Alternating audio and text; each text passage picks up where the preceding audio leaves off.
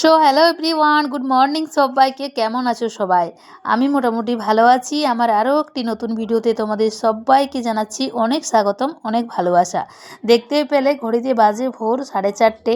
আমি কিন্তু ঘুম থেকে উঠি প্রত্যেক দিন 4টের সময়।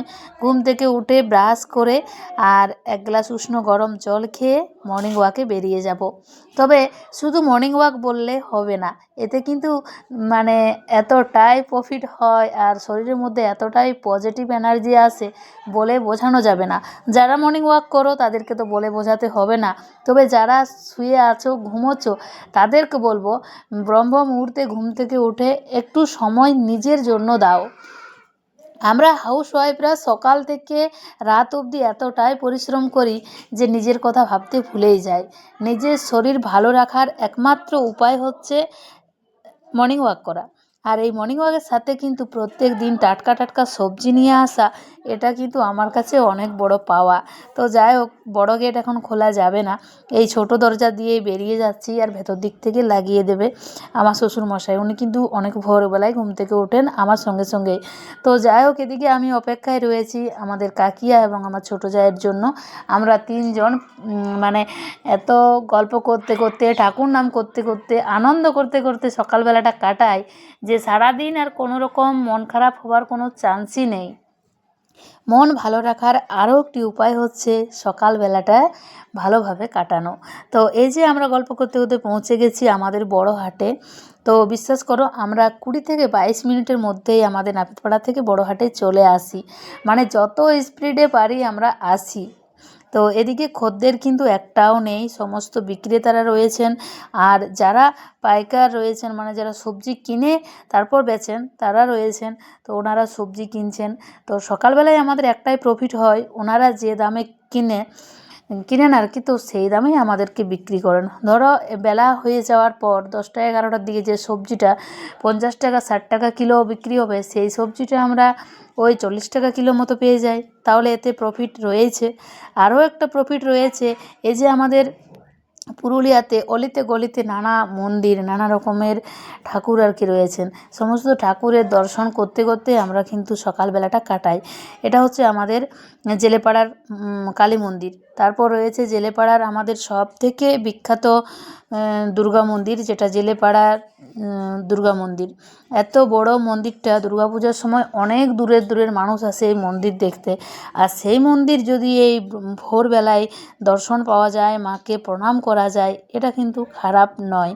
আমরা সারাদিন নিজেদের মধ্যে কাটাই, নিজেদের মধ্যে সময় কাটাই, সংসারের পেছনে সময় কাটাই, কিন্তু ঈশ্বরকে সময় দিতে পায় না। তো যাই হোক, এটা আমার ভীষণ ভালো লাগে। আমার ওই একটাই নেশা যে সমস্ত মন্দিরের দর্শন পাওয়া যাবে, আর 2 নম্বর হচ্ছে যে টাটকা সবজি খাওয়া যাবে, যে কোনো একটা সবজি নিয়ে এসে রান্না করে খাওয়া যায়। তারপর আবারও এসে আমি এক গ্লাস উষ্ণ গরম জল খাই। মানে এক গ্লাস খেয়ে যায়, এসে আবার এক গ্লাস খাই। এতে কিন্তু শরীরে এতটাই ভালো হয় যে বাকিটা আমি আর বলে বোঝাতে পারবো না। তো যাই হোক, এখন তো শুধু জল খেয়ে থাকলেই হবে না, আমাদের সংসারের অনেক কাজ, আর সেই কাজ টাইম টু টাইম আমাদেরকে করতে হয়। সেই জন্য আমরা নিজেদের প্রতি যত্ন নিতে ভুলে যাই। তো যাই হোক, আমার যেহেতু ছোট্ট ফ্যামিলি, আমি সেপারেশন রয়েছি ফ্যামিলির থেকে, সেই জন্য আমার এখন অতটাও চাপ নেই। তবে এই ভোরবেলায় উঠে যে নিজেকে সময় দিতে পারি না, সেটা আমি আগে পারতাম না। এখন দেখো প্রায় ওই 6টা 10 বাজে, এখন আমার রান্নাঘর পুরো পরিষ্কার হয়ে যাবে। দ্বিতীয়ত 7:30 8টার মধ্যে আমার স্নান হয়ে যাবে। এতে কিন্তু আমি একটু সময় পাবো, রান্নার দিকটা একটু তাড়াতাড়ি হবে, দুপুরবেলায় একটু সময় পাবো। তাহলে ভোরবেলায় 1 ঘন্টা ঘুমিয়ে আমার কী লাভ? যদি আমি সারাদিন এত প্রফিট পাই, তাহলে না ঘুমানোটাই উচিত।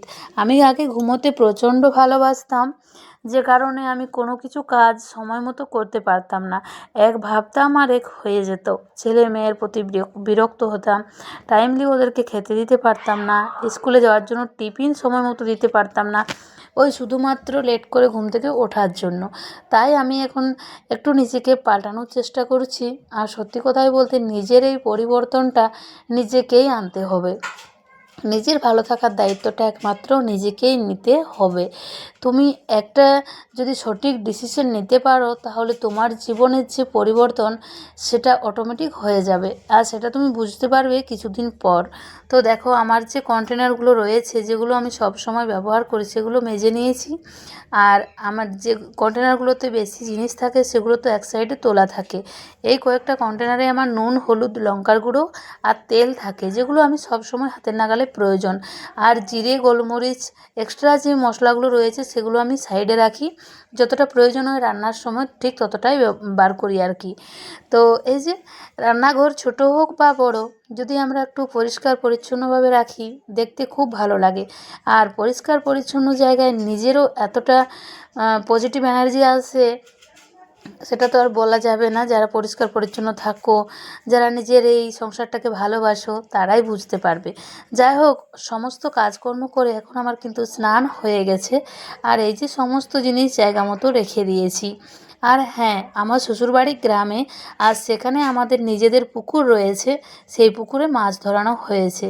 তো আমরা যেহেতু 4 ভাই আমার হাজবেন্ডরা, তো ওই বড়দি, তারপর সেজো, তারপর ছোট, সবার ভাগাভাগি করতে গিয়ে আমার ভাগে 2টো মাছ পড়েছিল। শাশুড়ি মা নিজেই ভাগ করে দিয়েছেন, তো সেটা কোনো অসুবিধা নেই। এখন সবথেকে বড় অসুবিধা হচ্ছে মাছ কাটা ধোয়া। আমি সব করতে পারি কিন্তু মাছ কাটতে পারি না। মানে আমার দেখেই বিরক্ত লাগছিল যে মাছগুলো আমি কাটবো কী করে। হয় ছোট মাছ যেগুলো কাটার প্রয়োজন নেই, ভালো করে ধুয়ে রান্না করতে পারি, নইলে কাটা মাছ। এই দুটো মাছের এমন সাইজ যে কাটতে গিয়ে মুশকিল, তবু কোনো ব্যাপার না, কাটতে তো হবেই। যখন ভাগে পেয়েছি রান্না করে তো খেতেই হবে। আর এই যে আমার চামচের যে বক্সটা রয়েছে, এটাও কিন্তু ভালো করে মেজে ধুয়ে নিয়েছি। আমার রান্নাঘরটা অনেক ছোট, সাজানো গোছানো মতো জায়গা নেই, আর গুছিয়ে রাখার মতো তো আর কিছু নেই। দেখতেই পাচ্ছ তোমরা, যে কটা জিনিস রয়েছে সেগুলো আমি গুছিয়ে রেখে দিয়েছি। তবে হ্যাঁ, আমরা প্রত্যেকটা গৃহিণী আমাদের এই সংসারটাকে আমরা এতটাই ভালোবাসি যে যে কোনো পরিস্থিতিতে যে কোনো সময়ে আমরা রান্নাঘরটা ভালো রাখতে পারি। তো এদিকে চলে এসেছি আমি কলতলায় মাছ কাটার জন্য। আর এই ভিডিওটাতে একটু অসুবিধে রয়েছে, মানে একদিনের রয়েছে মর্নিং ওয়াক, সাথে বাসি কাজ, আর একদিনের রয়েছে রান্নাবান্না। সেই জন্য তোমরা দেখতে পাচ্ছ যে শাড়িটা পরে আমি রান্নাঘরটা পরিষ্কার করলাম, আবার সেই শাড়ি পরেই রান্না করতে চলে এসেছি। আসল কথা হলো, ভিডিওতে যেহেতু ভিউজ নেই সেই জন্য ভিডিও বানানোর ইচ্ছেই থাকে না। আর একবার করে মনে হয় যে না, একটা ভিডিও দিয়ে দেখি না কি হয়, তখন ওই সাজিয়ে গুছিয়ে ছোট্ট একটা ব্লগ আমি বানিয়ে ফেলি। মানে ওই এডিটিং করে কাটিং করে, হয়তো সকালের কোনো ভিডিওতে কাজকর্ম থাকে, আবার কোনো ভিডিওতে রান্নাটা তুলে রাখি, এরকমভাবে করি আর কি। তো দেখতেই পাচ্ছ আমি কিন্তু সাদা তেল দিয়ে ভালো করে মাছগুলো ভেজে নিচ্ছি। এদিকে আমাদের গনুবাবু খুব কাজের হয়েছে, আমার সঙ্গে সঙ্গে রসুন ছাড়িয়ে দিচ্ছে, আদা কেটে দিচ্ছে, মানে ও এতটাই ওস্তাদ। তো ভাবলাম এই মাছটা কেমনভাবে রান্না করব। তো অনেক দিন হয়ে গেল ফুলকপি খাওয়া হয় না, আর মনে মনে ভাবলাম যে ফুলকপি দিয়ে মাছটা রান্না করলে বেশ ভালোই হবে, তাহলে আমাকে আর ডাল করতে হবে না। তো যেমন ভাবা তেমন কাজ। আমার কিন্তু ক্যামেরাটা তো অত ভালো কাজ করছে না, জানো তো, কোনো কোনো সময় ঝাপসা চলে আসছে। তো যাই হোক, আজকের মেনু ছিল ফুলকপি দিয়ে ওই আমাদের পুকুরের মাছ আর গরম ভাত। আর রান্না করার পর আমি কিন্তু প্রত্যেক দিন আমার এই রান্নার জায়গাটাকে সুন্দরভাবে পরিষ্কার করে নিই। আর এই যে এটা হচ্ছে আমার রান্নাঘরের নিউ মেম্বার, মানে ওই বেসিনটা, ওটার ভীষণ প্রয়োজন ছিল, যেহেতু আমার রুম থেকে বাইরেটা অনেকটা যেতে হয়, সেই জন্য আমি এক কোণায় থাকি।